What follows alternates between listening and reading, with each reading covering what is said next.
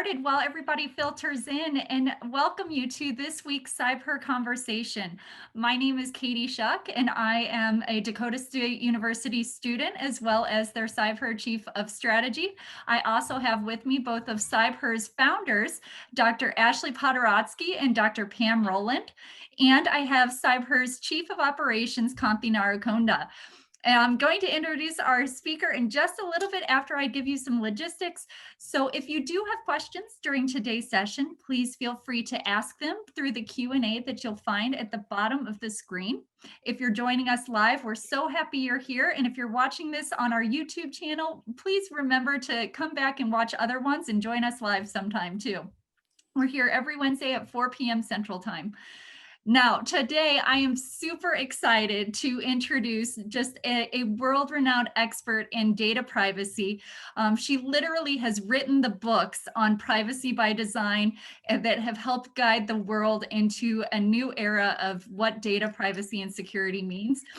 She's one of my mentors as far as I have quoted her in numerous research papers. And I'm so excited to have her here, sharing her with all of our CybHER viewers and all of the young girls so you can see what you can be in cybersecurity and privacy. We have with us Dr. Ann Cavoukian. So Dr. Cavoukian, I'm going to hand it over to you. It's such a pleasure to be here, and I'm just delighted. Now, I see that it has my assistant's name on instead of Ann Cavoukian, so it's no big deal, but I'm Ann Cavoukian, and Lenham is my wonderful assistant. It's such a pleasure to be talking to you today. I have to tell you, there are so many different aspects that are involved in developing your career, in pursuing whatever it is you're interested in. And that's one of the most important things, is to follow your heart and what are you interested in. In the area of technology, there's so much you can do, so much in terms of cyber, research, privacy. I mean, there's no end to the list. And I just want to tell you a little bit about my background so you can have some idea of how did I get involved in this.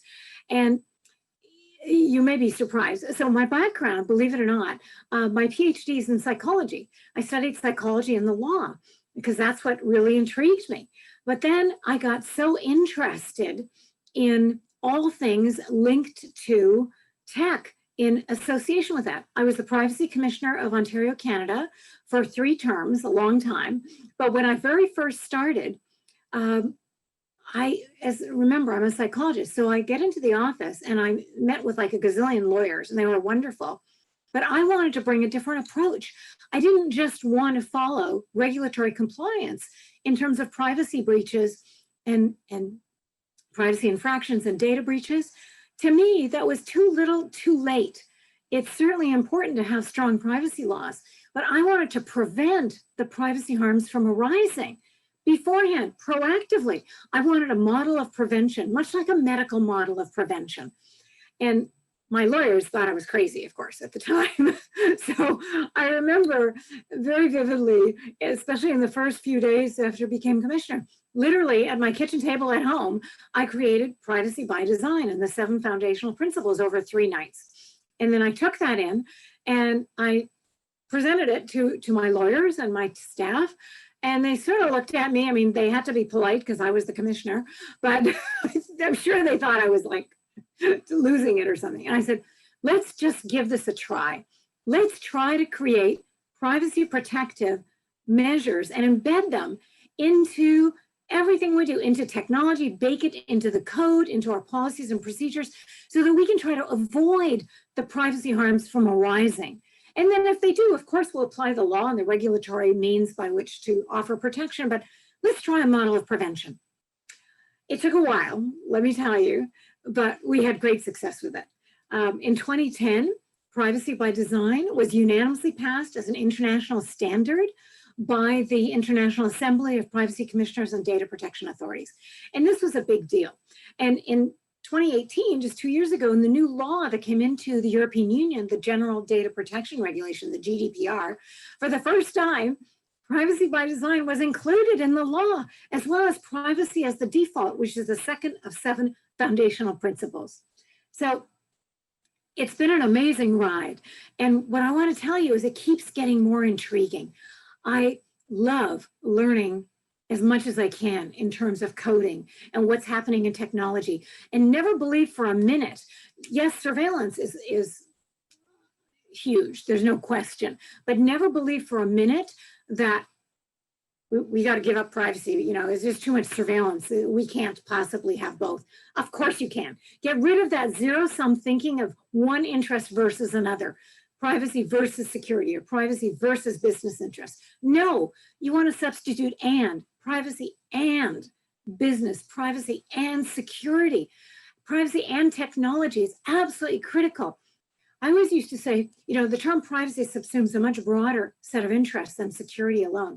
But if you don't have a strong foundation of security in this day and age of daily hacking and phishing attacks, you're not going to have any privacy. You have to start with a strong foundation of security, end to end, with full lifecycle protection. And learning how to code is absolutely critical. Ladies, any of you who have any remote interest in learning how to code and find out all these things. I mean, I coded, I'm dating myself, in Fortran. When I was doing my PhD, we had to do our own data analytics and everything. I coded in Fortran, believe it or not. Now you've got Python, you've got Flutter, you've got all these wonderful texts that you can get into relatively easily. I'm not saying it's a slam dunk, but learn now how to code, how to really get into cybersecurity and make it work for you, for your interests. That's what you want to do. You want to make this a win-win. Whatever area you choose to pursue, that's great, but do it. Don't just, you know, float on the top, as I used to say. Dive deep, because what you want to do is you want to have control of your interests. Whatever you find intriguing, you want to pursue. And if you can create the code for it as well, then you're laughing. It's a total win-win. You know, it's interesting. When I was, and again, I'm dating myself, when I was in graduate school, and I went to University of Toronto, and they were fabulous. I mean, when I talk about learning to code back then, this was a big deal. I mean, it was so much, I'm not going to say more difficult, but more labor intensive than it is now, where there's so much accessible to you. And I want you to understand the value of security. Without cybersecurity, we have nothing. I mean, you know, now with this online COVID world, everybody's online. Phishing has grown dramatically. Everything is up. That's why you have to learn all of this. And let me just put a word in for encryption. I'm a big fan of encryption. End-to-end encryption that puts you in control of your data and allows you to release your data to whoever you wish. See, privacy, it's not about secrecy. It drives me crazy. Privacy is about control. It's about personal control over the use and disclosure of your personal information. After all, it's your information. I always tell companies and governments, just because you may have control of my personal information doesn't mean it belongs to you. No, it belongs to me. It's my information. So I should be able to control the way in which it's used. And encryption gives you that amazing control, especially with end-to-end encryption. And now there's a whole growing movement on decentralized identity. There's actually a decentralized identity foundation, which is all about putting your identity and your identifying information in your hands in a secure enclave in the cloud or wherever. But the whole idea is trying to put you in control. And especially in the cyber world, this is something we have to do, because so many third parties, unauthorized third parties, could gain access to your data and do God knows what with it. And once you lose control, it becomes really difficult to have control returned to you. So these are some of the thoughts that go through my mind when I talk to wonderful, brilliant women students. These take control and do so by learning how to engage in cybersecurity. You will never look back. And then you can decide what direction you want to take it in. The choices are up to you. When I created Privacy by Design, again, I wanted to prevent privacy harms from arising, but I also wanted to put the individual in control. Privacy as the default setting is the second of 7 foundational principles. And what it says to everyone, it says, We don't expect you, the user, to search through all the legalese in the terms of service and the pages and pages in the privacy policy, searching for the opt-out box that says, do not use my personal information for any purpose other than the intended primary purpose of the data collection, which I consented to. We know nobody does that. I mean, life is short. No one has hours to spend on this. But it doesn't mean people aren't concerned about privacy. There's never been greater concern for privacy than there is right now. In the last 2 years, all of the public opinion polls, Pew Research, et cetera, have come in at the 90 percentile for concern for privacy. 90% of those surveyed very concerned about privacy. 92% concerned about loss of control over their personal information. I've been in this business a long time, well over 20 years. I've never seen numbers that high in terms of concern for privacy. So you can build on this by engaging in strong cybersecurity, strong privacy embedded into your security measures so that you are in control of your personal information. It becomes a total win. So I want to encourage you to look into this. If you're not involved in cybersecurity now, it's easier than you think. And there's so many tools to help you, to direct you. Just take a look at this and do me a favor and consider moving into this area on top of everything else you're interested in. The future is yours and the sky is the limit. It's such a pleasure talking to you. Now, Katie, I'll put it back to you. If there's questions or any other things you'd like me to comment on, I'm happy to do so. Thank you, Dr. Cavoukian. I do like what you said about take control. Privacy is about control. I never really think of privacy as us taking control of our data. It's an interesting spin you put on it. I love it. Absolutely love it.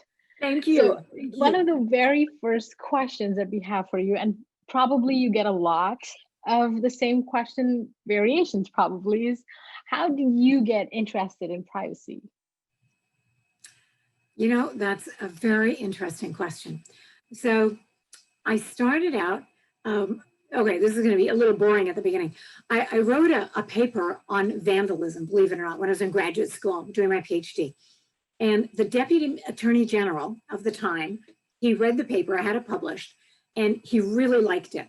And I had finished my PhD at the time. And so when I graduated, he contacted me. He said, Anne, he said, look, the most I can do is offer you a 1-year contract. Come and work for the Ministry of the Attorney General and see if you can convince my lawyers that taking an empirical approach to legal issues will have any benefit to them. And I was, you know, a young lady, very young, and I was so excited that he wanted to give me a chance. I said, of course I can do this. So I did. I started for a year. And I did lots of program evaluation and assessment, working with lawyers, working with others, and it took off. And then I got my whole department, I got a small department of 5 people on how to do program evaluations, looking at legal matters and how to address these issues. And at that time, the cyber world was just beginning. Online world was growing, the World Wide Web, all this. So I was so excited. And while I was doing this work, I was so fortunate to get constantly exposed to cyber issues because they were dominating the field. And so once I got immersed in this, then I increased my coding, all my cyber skills. I wanted to really grow this in a huge way. And then I was appointed privacy commissioner, which was just such a fortunate, lucky day for me. Because then I had my own team. I had a staff, including people who were in tech. And so I worked with my tech team to grow all of our cybersecurity assets and skills and to let people know that privacy and security go hand in hand. It's not one versus the other. It's both. You have to have both in order to have the kind of data protection I was hoping we could get. So very short form, that was how I got involved in all of this. A lot of luck. That is amazing. I have a follow-up to that. So say, for example, we've got a young child, probably. So how do they keep their information private when their parents and their grandparents, they post a lot of information about them? So how would you say they can gain control of their data. That's really tough in terms of what third parties do with your information, in terms of parents and grandparents. And they're all on Facebook and they're proud of you and they're telling everybody everything. The first thing I tell you is go and talk to them and just talk to your family and say, I really value my privacy. If you want to share information about me, could you please run it by me first? Now, what are the odds of that happening? But the more you get your views out there in terms of your concern for privacy and that you want to be in control of your personal information, this can go a long, long way. Obviously, I've done this many times. I'm not on Facebook anymore. I was like years ago, but it took up all my time. It was impossible.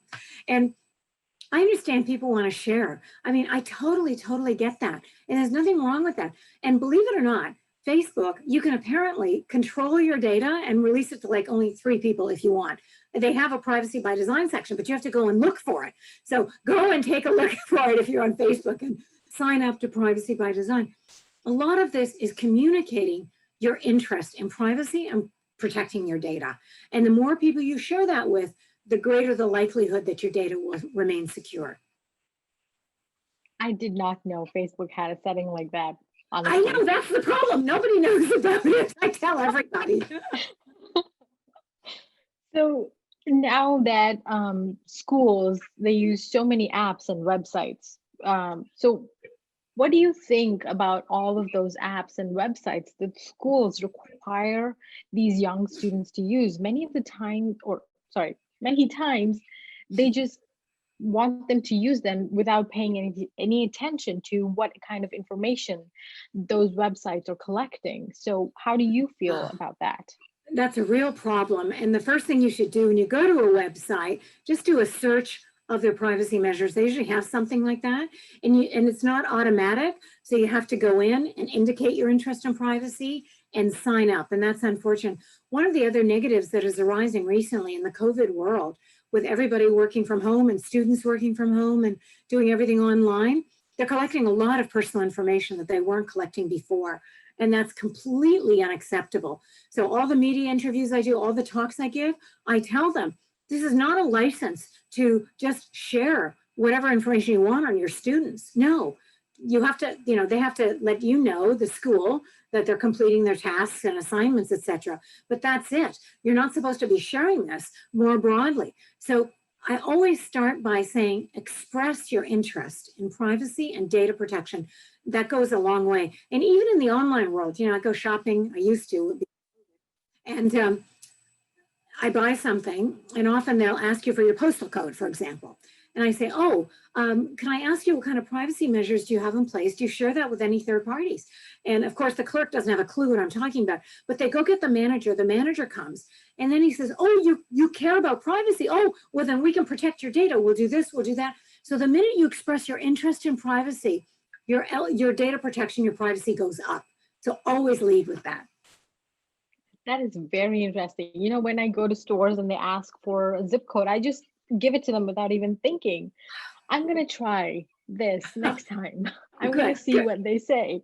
Oh, I'm good, very curious. That's great. So, what is the best thing that young students can do to protect their privacy? Online, and we all live in the online world, unfortunately, it's not automatic. But the first thing you should do when you visit a website or you're exchanging emails or anything, check the privacy settings. Usually there is an ability to say, do not do anything with my information in terms of sharing it with third parties. But it's not automatic, unfortunately. So you have to go into the privacy settings and indicate the strongest privacy setting available. It just takes a few minutes to do. So I always encourage people to do that. And also, whoever you're communicating with, let them know you care deeply about privacy and you don't want your information shared beyond the purpose that is intended in the exchange that's taking place. I wonder if that setting should be the default rather than having the setting where they automatically share with other people. So I couldn't agree more. In fact, that's what privacy as the default setting is intended to be.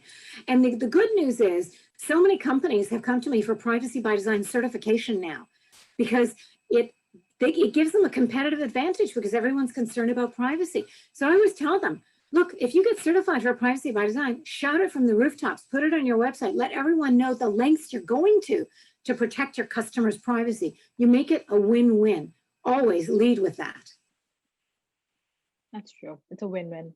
They get the customers get their privacy, they still are able to keep their business, and they're being more transparent with their customers. That does create a good thing. Exactly. And companies have told me it has built trusted business relationships with their customers like never before.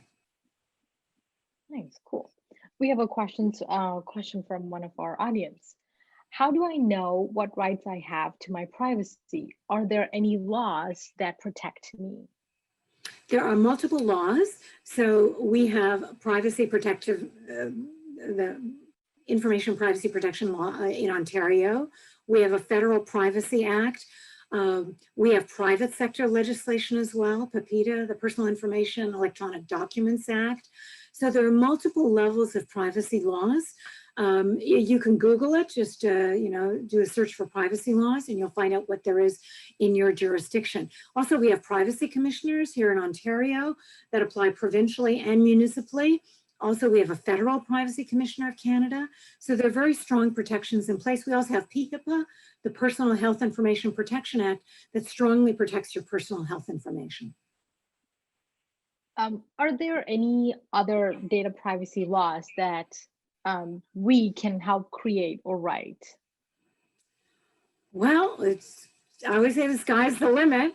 I would take a look at the GDPR, the General Data Protection Regulation in the EU, because so many countries all around the world are now trying to become what's called essentially equivalent to the GDPR so that we can engage in trade and do business with European countries without any concern or fear of reprisal.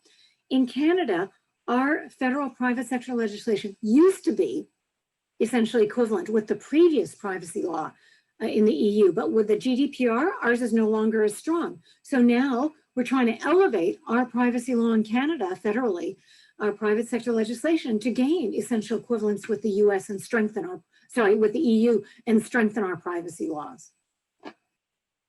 So this one is a bit of a different kind of a question. Okay. This is actually from us. Do you think we can truly ever achieve privacy, like total privacy? If you do, how do you think we can get to that stage? You know, I don't like to talk in terms of 100% in terms of anything, because life is full of different components. And with privacy, I do believe you can achieve very strong privacy.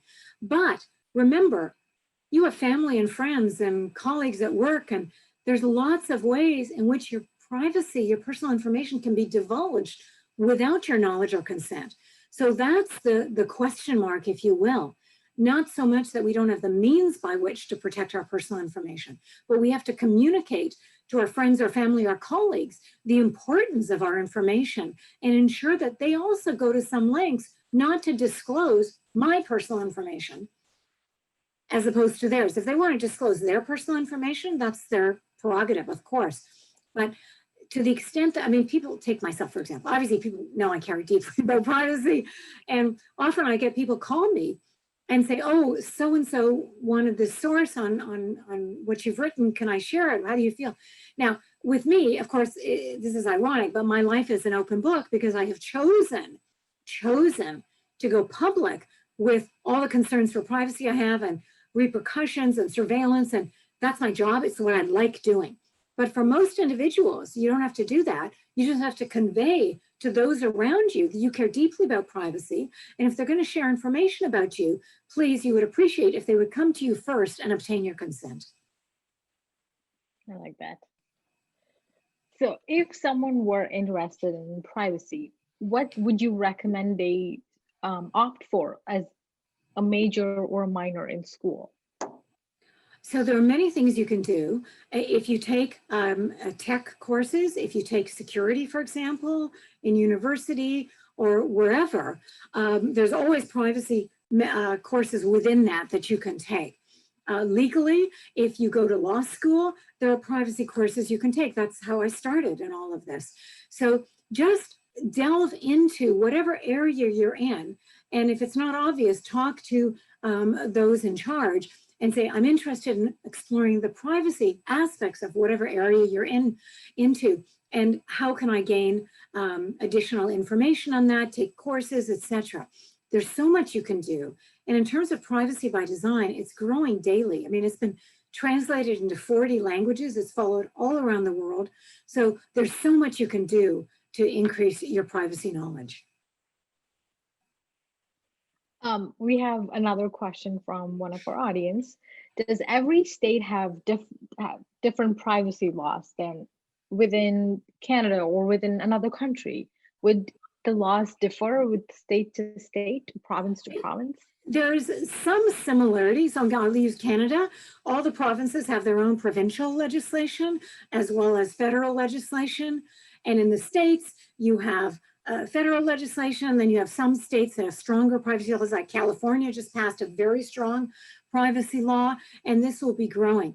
So it depends, but the essential, really the guts of it usually have something to do with ensuring that the information you provide for a particular purpose, be it to a private sector entity or to a government, which is called the primary purpose of the data collection, that takes place with your consent, so that you consent to the use of that particular information for that particular purpose.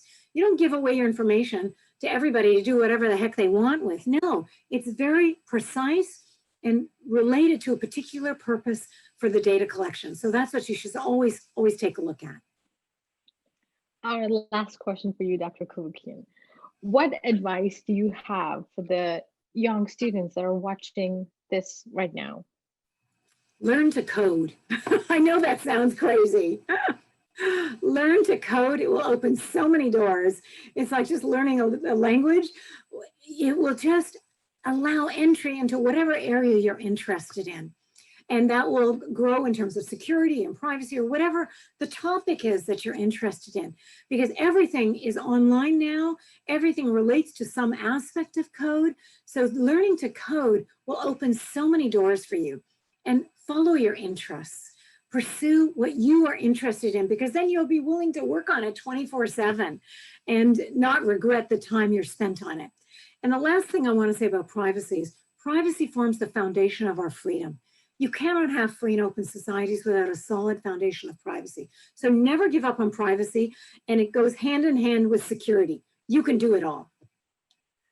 We love those words, and we are so grateful for you coming today and joining us to help inspire the future generations of cybersecurity and privacy workers and leaders in those areas. So thank you. I especially love that you mentioned privacy is not about security, it's about control. Now, I am going to launch a quick poll for our audience, just so you can answer a few questions and we know, get a little bit of a greater idea, collecting some information, but you have the choice to share it with us.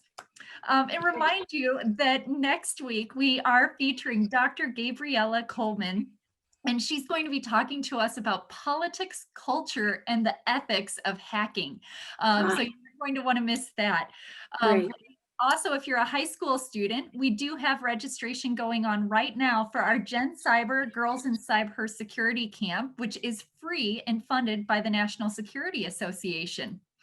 You can also follow us on social media, on Facebook, Twitter, and Instagram, and be sure to subscribe to our YouTube channel where you will find this conversation posted by Friday, and you can look at our other conversations. We've also just posted a podcast that we recorded with Dr. Cavoukian and are so grateful, as that was a part of our middle school girls camp that is going on right now.